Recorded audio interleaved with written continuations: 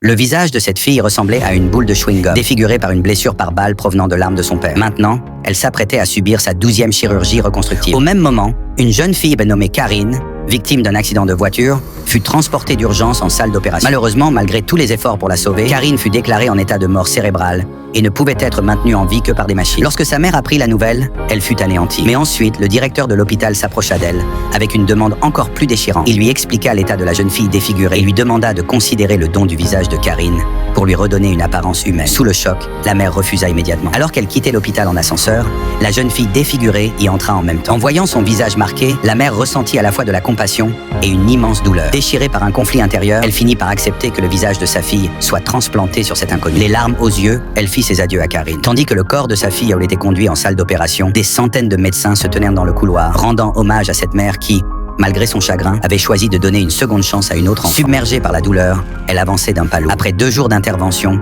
le beau visage de Karine fut retiré et greffé sur la jeune fille. Lorsqu'elle se vit dans le miroir avec ce nouveau visage, elle fut bouleversée d'émotion. À ce moment-là, la mère de Karine entra dans la chambre pour faire ses adieux une dernière fois au visage de sa fille. Comment ne pas considérer cette mère comme une véritable héroïne?